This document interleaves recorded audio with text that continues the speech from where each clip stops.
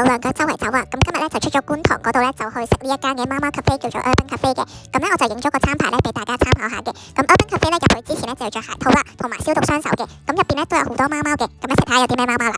咁 cafe 咧有得買零食咧俾貓貓食嘅，咁咧就有得用58蚊咧就買罐罐咧俾啲貓貓食啦。咁另外咧亦都有得買咧一啲嘅凍乾咧俾啲貓貓食嘅。